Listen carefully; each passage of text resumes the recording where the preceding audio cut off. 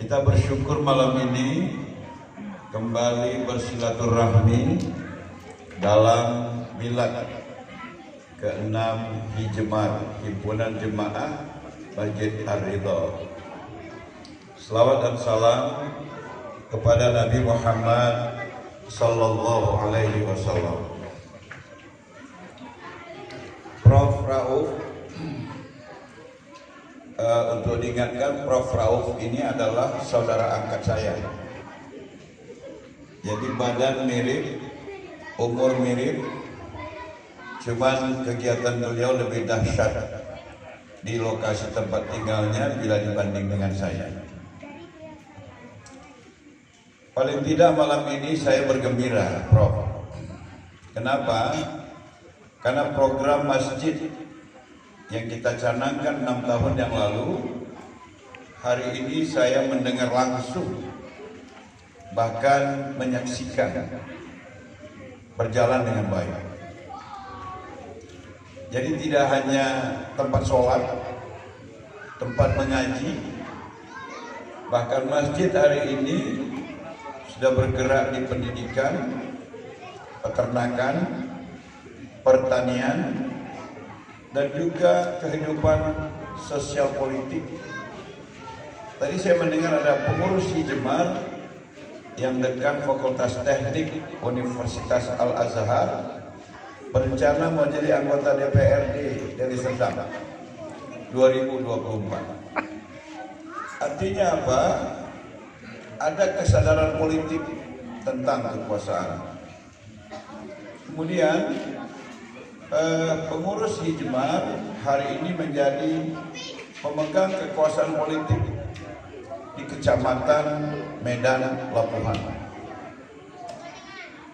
Bapak Ibu hadirin yang berbahagia, saya kira ke arah ini gerakan-gerakan masjid harus dikelola oleh umat Islam dimanapun dia berada.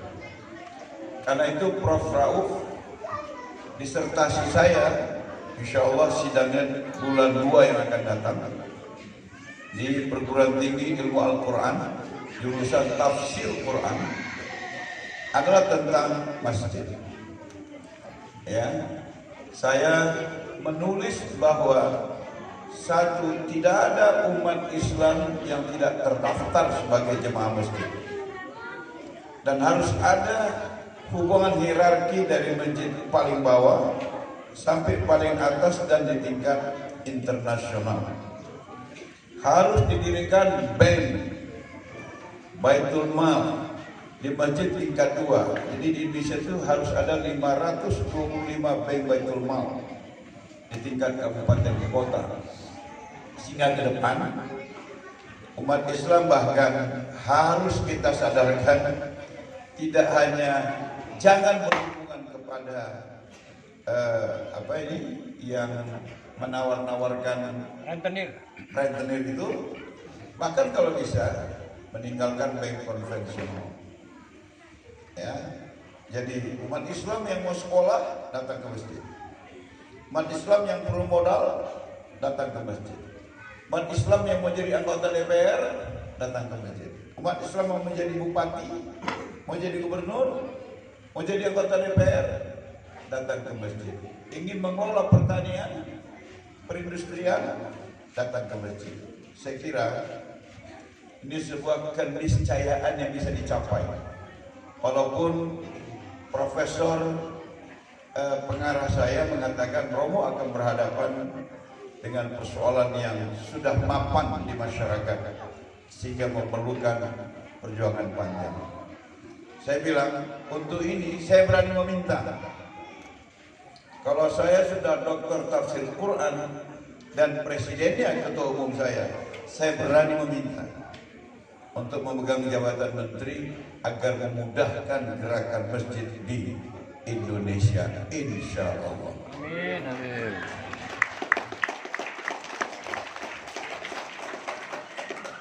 Bapak Ibu rahimakumullah. Dulu saya pernah marah ketika ada seorang tokoh Islam berpidato di hadapan saya mengatakan segenggam kekuasaan itu bisa menghancurkan segunung kebenaran. Segenggam kekuasaan bisa menghancurkan segunung kebenaran. Kenapa saya marah? Karena saya hafal ayatnya. Wa qul ja'al haqq wa zahaqal batil innal batila kana zahuqa. Bahwa yang hak itu pasti mengalahkan yang batil. Maka saya dimarahi oleh tokoh itu. Berarti kau menganggap kekuasaan itu batil. Saya kan cuma bilang kekuasaan, saya nggak bilang kekuasaan itu batil. Segenggam kekuasaan bisa mengalahkan segunung kebenaran. Waktu itu saya belum paham, saya pulang dengan marah. Tapi Bapak Ibu, seiring waktu, akhirnya saya membenarkan dan saya mulai menceramahkan pikiran itu. Kenapa? Yang dia bilang benar, Pak. Yang dia bilang benar. Saya kasih contoh yang paling populer belakangan ini. Saya dulu berbeda pendapat dengan Ketua HTI Sumatera Utara, Azwir Sofyan. Kenapa? Karena mereka HTI nggak boleh calon DPR, kepala daerah, nggak boleh. Bahkan anggotanya tidak boleh milih. Bagaimana saya nggak marah? Umat lain calon, umat lain milih. Kalian tidak mau calon dan melarang anggota memilih. Berarti sama dengan kalian mempersilahkan umat lain yang memimpin, memegang kekuasaan di negara ini. Saya marah. Rupanya pertentangan ini didengar oleh HTI Pusat. Dan sejak itu saya menjadi narasumber. Yang mengundang saya pertama kali Ustadz Ismail Yusanto. Jadi narasumber saya di HTI Pusat di Tebet. Dan alhamdulillah untuk kali pertama HTI ikut memilih Gubernur Anies Baswedan. Tapi apa yang terjadi kemudian?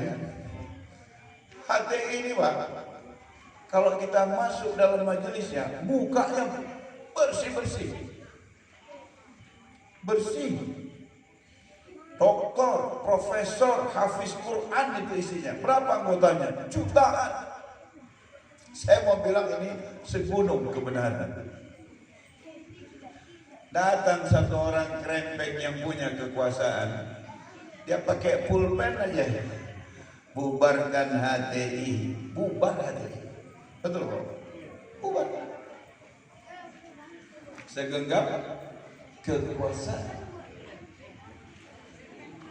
FPI yang bilang FPI organisasi radikal itu karena benci sama Islam. Saya bahkan bertemu dengan Basarnas dari berbagai negara yang memuji FPI karena kalau mereka datang ke Indonesia membantu bencana, yang duluan mereka temui di lapangan itu adalah FPI. Bahkan katanya FPI ini luar biasa. Ada lokasi yang secara logika kita nggak berani masuk, takut longsor, FPI masuk dan dia berhasil dengan selamat membawa korban dari lokasi itu. Dahsyat. Berapa anggotanya? Jutaan. Di mana mereka ada? Di seluruh Indonesia. Saya mau bilang ini segunung kebenaran. Orang krempeng yang sama, yang punya kekuasaan itu, tagih, bubarkan HTI, bubar HTI. Betul. Habib Rizik pidato di Monas, berapa yang mendengar? 7 juta. Pulang dari Arab Saudi, berapa yang nyambut? 4 juta. Tuh gunung ini Habib Rizik. Orang krempeng yang sama Reken, tangkap Habib Rizik, tangkap. Sebagai info, saya kemarin berbicara keras, akhirnya Kapolda Metro Jaya minta ketemu dengan saya. Ada kepastian, insya Allah Habib Rizik sehat, bisa sholat berjemaah, makan dari makanan di rumah, nggak makanan penjara, dokternya dokter pribadi, dan paling lama 7 bulan lagi sudah bebas. Saya bilang bukannya mau kalian tahan sampai pemilu, enggak Romo. Insya Allah Anam paling lama 7 bulan lagi dia sudah bebas. Romo jangan percaya saya, nanti Romo setelah reses, Romo langsung ketemu dengan beliau. Romo akan dapat kabar yang serupa dari info yang saya berikan. Nah, ternyata kekuasaan itu tidak batil, Bapak Ibu. Ya, kekuasaan itu tidak batil. Ya. Kenapa? Kalau kita baca ayat-ayat Quran, ternyata lebih 60% itu baru bisa dieksekusi di lapangan kalau ada kekuasaan. Ya, katanya dalam Al-Quran kutiba alaikumul qisas, itu perintah wajib itu, Prof. Nggak bisa kalau kita nggak punya kekuasaan melaksanakan hukum qisas itu. Wala yubdina zinatahunna illa ma zahara minha wal yadribna bi khumurihinna ala juyubihin. Itu berlaku untuk semua muslimah yang beriman. Bagaimana menerapkannya itu? Polwan, kowal, pegawai BUMN, karyawati bank, nggak bisa kita instruksikan. Kecuali kalau kekuasaan ada di tangan kita. Ya ayyuhalladzina amanu kulu mimma fil ardi halalan thayyiban wala tattabi'u khutuwati syaitan innahu lakum aduwwun mubin. Bahkan yang dikonsumsi itu pun sebenarnya baru bisa diedarkan kalau ada kepastian itu halal dan thayyib. Kapan itu bisa? Kalau ada kekuasaan. Jadi memang kekuasaan itu mulia. Coba apa kata Nabi? Kalau kau melihat kemungkaran di hadapanmu, maka cegahlah dengan kekuasaan yang paling dihargai. Karena kekuasaan itu macam si krempeng tadi, menghancurkan si gunung kebenaran. Makanya yang duluan masuk surga itu bukan ustaz, bukan profesor pertanian, apalagi sarjana hukum. Yang duluan masuk surga itu penguasa, pemimpin yang adil. Di padang mahsyar nanti ada huru hara mahsyar, tapi 7 golongan gak dapat huru hara mahsyar. Golongan pertama penguasa lagi, pemimpin yang adil. Bahkan dalam Quran Allah mengatakan, Bakar Rabbi adkhilni mudkhala sidqin wa akhrijni mukhraja sidqin wa ja'alni min ladunka sultanan nasira. Kita disuruh untuk mendapatkan kekuasaan agar bisa menolong. Bapak Ibu rahimakumullah, dahsyatnya kekuasaan itu. Di Indonesia, ya ini saya dipesani ceramah politik aja Romo, kata Prof. Raul. Awak dokter aja belum, yang perintah Prof. Bagaimana kita nggak nurut? Romo ceramah politik aja. Politik ini agama, ya. Di Indonesia hanya ada satu pintu untuk mendapatkan kekuasaan. Satu pintu. Bu, berapa pintu? Satu. Tahu apa pintunya? Partai politik. Yang membagi-bagi kekuasaan di Republik Indonesia ini, Pak, namanya partai politik. Mau jadi presiden, siapa yang calonkan? Partai politik. Mau jadi anggota DPR RI, siapa yang calonkan? Partai politik. Prof Rauf kita dukung dengan 1 juta orang. Bisa nggak jadi anggota DPR?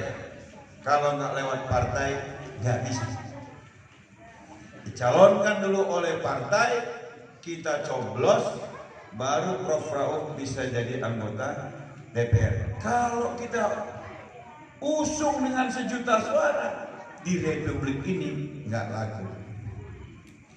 Lihat, berapa pintu kekuasaan?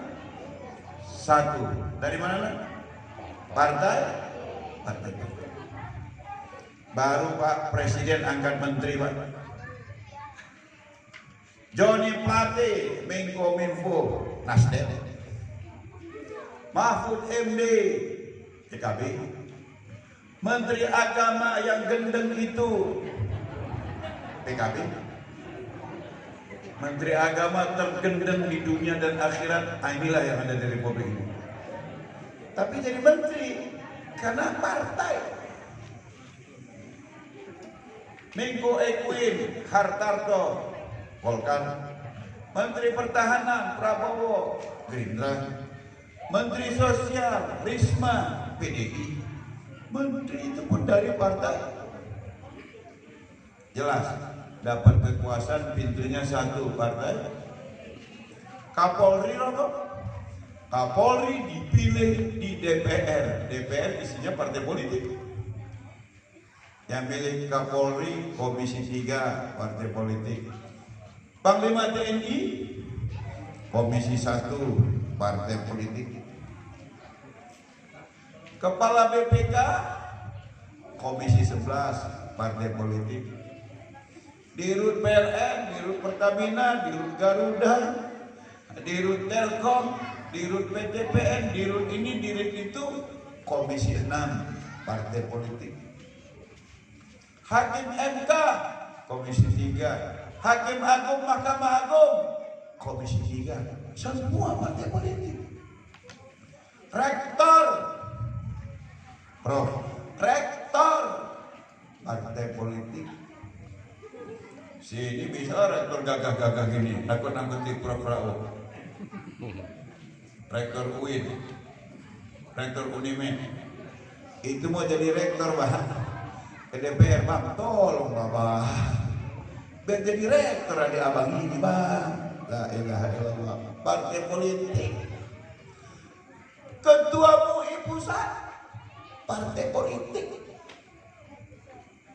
Bu, jadi yang menentukan harga cabai, harga garam, harga kedelai, partai. Prof Rauf luar biasa, bahwa semua harus diberdayakan. Menteri partai sekarang ini nggak mau mengambil beras petani, impor. Kenapa? Ada selisih harga, ada komisi untuk partai.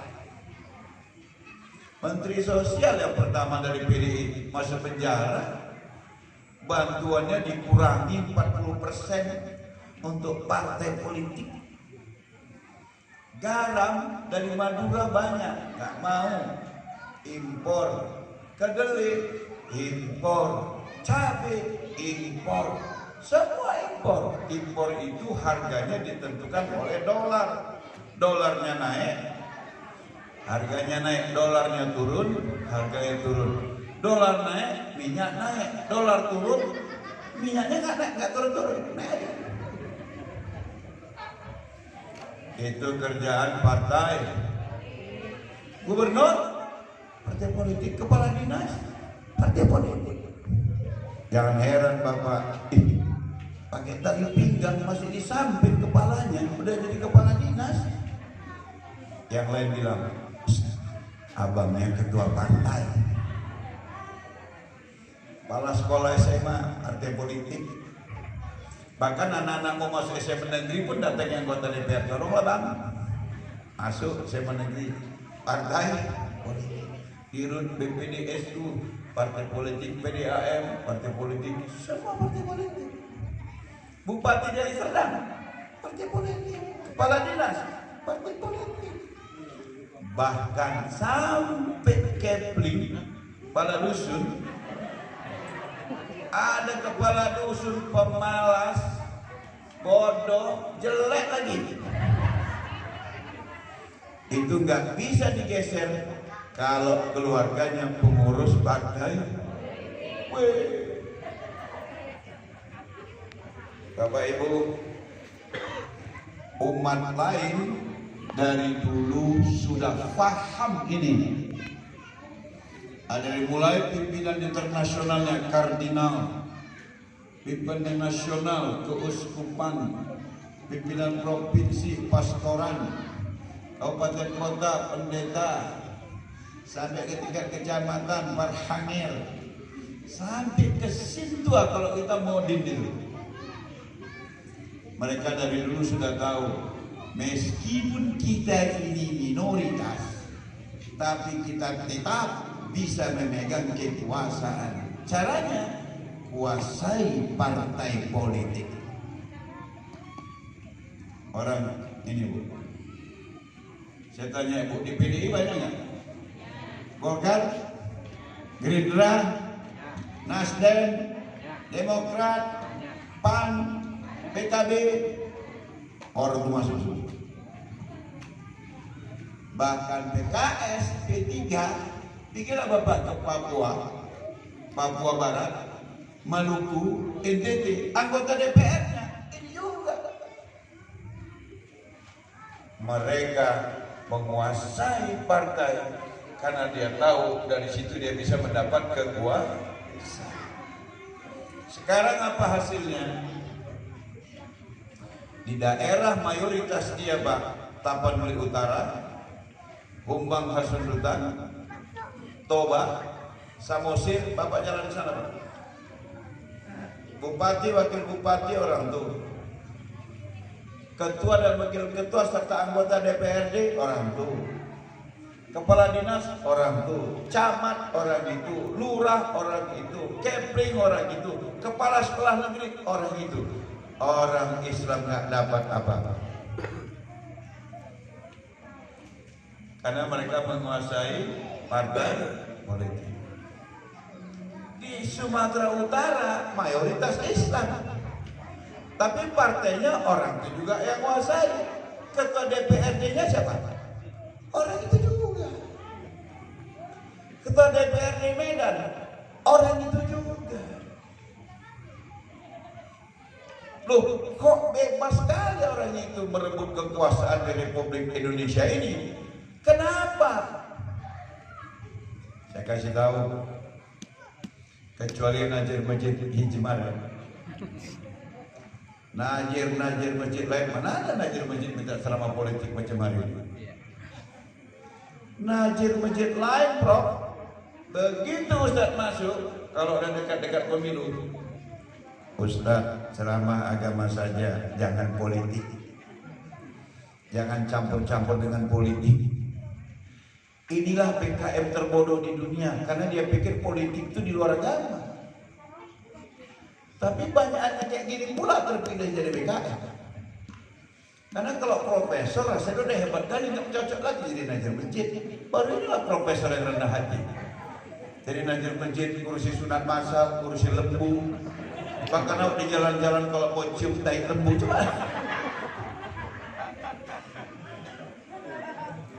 BKM-nya pesan ceramah aja, jangan campur politik.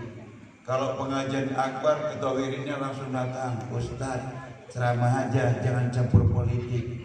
Kita mau tanya, lu tahu nggak politik itu diaturnya di mana? Itu di Quran. Itu di Quran.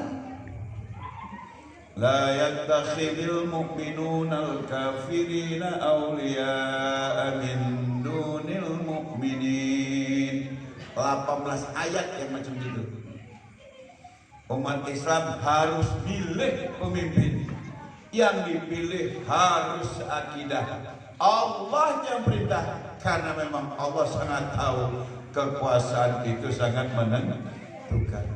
Rasul-rasul Allah itu fungsinya kenabian, fungsi risalah, fungsi amirul mukminin. Jadi Nabi itu selain dia utusan Allah, pembawa risalah, dia juga pemimpin politik. Kok ada najir, ada pengurus pemerintahan, bahkan banyak ustaz anti politik.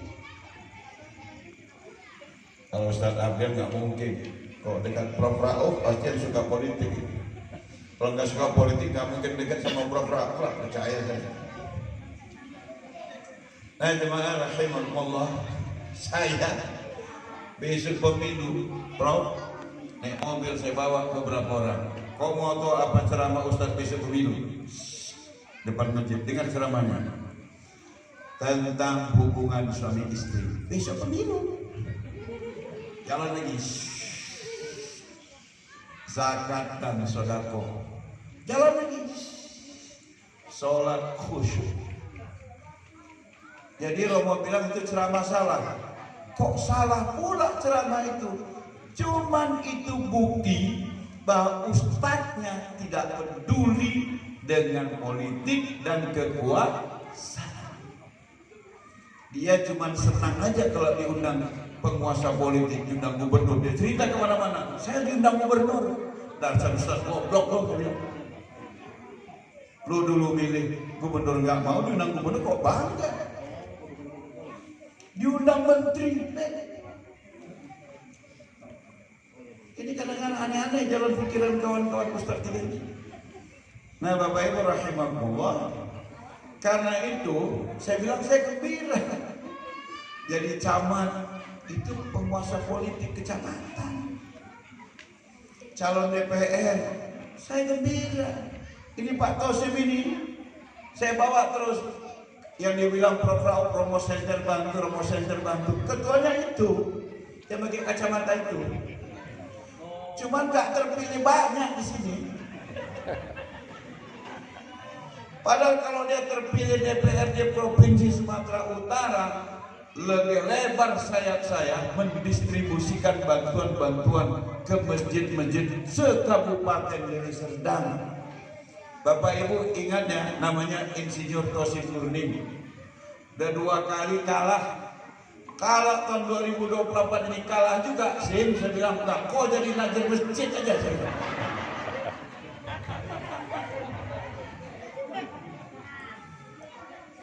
Saya dulu ketua fraksi di provinsi, dia sekretaris fraksi.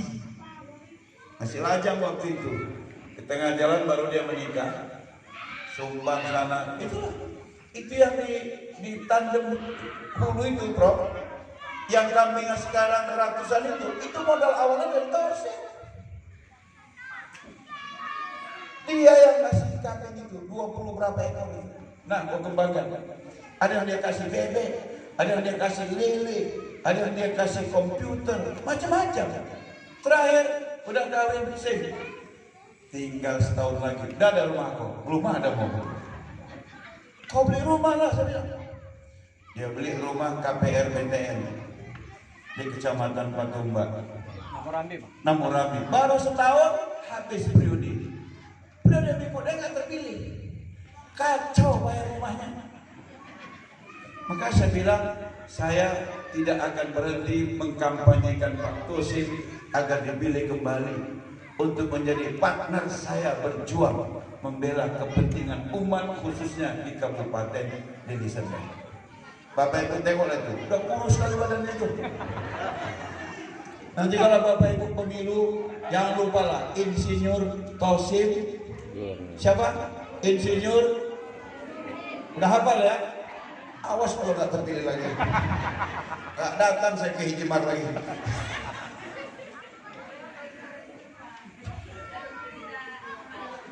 Pak Kurni, Bapak Ibu rahimakumullah. Apa yang ingin saya sampaikan? Mulailah kita melirik kekuasaan yang memang Allah menyuruh kita mendapatkannya untuk bisa menolong. Kalau mereka segenggam kekuasaan menghancurkan segunung kebenaran, kita ingin segenggam kekuasaan kita menghancurkan segunung kebatilan. Karena itu saya tetap ingin berkuasa. Saya tetap ingin punya kekuasaan. Kemarin saya urus tanah wakaf, Bu, di Sergei 46 hektar tanah wakaf dikuasai Cina. Yang bela Kapolres. Kapolres yang saya bentak-bentak, di depannya saya telepon, ini pecat Kapolres ini, saya bilang. Seminggu Kapolres saya dipecat. Karena punya kekuasaan. Coba yang telepon itu Pak Rauf. Telepon kepada Kabak SDM Mabes Polri. Bapak siapa? Kan gitu kan. Ini tengoknya Romo. Siap Romo? Ini Kapolres kalian ini. Udah jelas orang salah, dia bela-bela. Rakyat yang benar dia ancam-ancam. Di mana Romo ini? Sedang belajar. Siap. Seminggu pecat. Gitu kekuasaan. Untuk menghancurkan kebatilan. Nah jadi ini mulailah merapat ke kepala dusun. Kalau ada anaknya yang mau, jadikanlah PPS main di politik atau di PPK. Labuan Deli nanti kita minta tolong Pak Camat, PPK-nya ya orang kita lah, ya kan? Biar bekerjanya lurus, ya. KPU, Panwaslu, dia bekerja untuk umat, digaji tiap bulan. Yang berbakat, macam tadi dekan Fakultas Teknik Al Azhar jadi caleg. Dia bilang gimana Romo? Maju, kuasai DPRD dari Serdang, bikin perencanaan. Ini aneh-aneh dari Serdang ini. Wilayah yang sangat luas, ujung ke ujung, PAD-nya nggak besar. Perlu ada teknokrat. Saya bilang kalau saya Bupati Deli Serdang, ini kaya raya. Mau kita jadikan pertanian model apa? Mau spesifikasi pertanian macam apa? Nggak ada kreativitas Bupati kita. Maju saya bilang, supaya bisa menyumbangkan pikiran dan ilmu agar Deli Serdang ini lebih berkembang ke depan. Bapak Ibu, kesimpulan saya, pemilu nanti anak-anak kita sudah terlibat. Bapak Ibu, jangan ada yang nggak milih. Ya, jangan ada yang nggak milih. Karena perintah memilih itu ayatnya 18. Lebih banyak ketimbang ayat larangan makan babi. Larangan makan babi ayatnya 4. Perintah memilih dalam pemilu ayatnya berapa? 18. Kalau makan babi melawan berapa ayat? 4 ayat. Tidak datang ke TPS melawan berapa ayat? 18. Mana besaran-besarnya? Ah, udah tahu kan? Saya nggak bilang lebih bagus makan babi memang. Saya cuma kasih perbandingan. Jangan lepaskan kekuasaan kepada orang lain. Amma yaf'al dzalik falaysa minallahi fi syai'. Ketika kau tidak peduli kekuasaan diambil orang lain, nanti kau lihat kau tidak akan dapat apapun walau sedikit. Contohnya di Taput, di Tobasa, Kumbang Hasundutan dan Samosir. Pergi lagi ke Bali, semuanya Hindu, nggak ada Islam. Padahal Islam di Tapanuli dengan Kristen di Medan sama, 28% Islam di sana, 28% Kristen di Medan. Tapi di Medan mereka berkuasa, di sana Islam tidak mendapatkan apa-apa. Memang itu yang sudah dibilang Allah. Karena itu jangan tidak memilih, pilihlah yang seakidah. Jangan pilih karena memilih perintah Allah. Masa melaksanakan perintah Allah dibayar? Jadi gimana Romo mengatasi serangan fajar? Mau saya kasih tahu ini penutup ceramah saya. Macam mana mengatasi serangan fajar? Mau saya kasih tahu? Mau Bu? Mau Pak ya? Kita bikin 2024 serangan fajar terakhir untuk Kecamatan Seismayan. Siap mendengarnya? Pada harta yang diberikan kepadamu, kata Allah, di dalamnya ada milik orang lain. Itu dipakai Prof. Raul. Gak mesti nisab, gak mesti haul, dapat keluar, gitu kan? Ini Bu, yang ngasih uang itu uangnya banyak. Maka di dalam uangnya itu ada milik orang lain. Dikasihnya sama kita, itu memang milik kita. Itu memang milik kita. Yang susah, yang butuh, ambil, gunakan. Yang gak susah, ambil, kasih sama yang membutuhkan. Tapi dia melakukan kejahatan, merendahkan martabat ibu dan bapak sebagai manusia dengan 50.000 dan melawan sunnah Rasul, dilaknat karena menyogok. Semua dilakukannya. Apa artinya? Tadinya kita masih berpikir memilih dia. Gara-gara dia ngasih itu, itulah alasan jangan pilih dia. Jadi gimana kampanyenya? Ambil uangnya, jangan pilih. Sekali lagi, ambil. Kenapa kok diambil? Nggak nipu? Enggak. Pada hartanya memang ada milik orang. Nggak dikeluarkannya kecuali mau pemilu. Ambil. Itu memang milik kita. Tapi inilah bukti ini orang jahat. Gara-gara dia ngasih itulah kita pastikan kita tidak milih dia. Kadang berupa sembako, kadang berupa uang. Sekali lagi Pak ya, ambil uangnya, jangan pilih. Kalau ini terjadi 2024, nanti 2029, kau mau apa? Tabur desa Semayang. Mampus kau kalau tabur. Diambil orang tua kau pasti nggak dipilih. Kenapa? Pada dengar ceramah Romo. Setuju? Ambil. Apanya? Jangan pilih. Sekali lagi. Takbir. Assalamualaikum warahmatullahi wabarakatuh.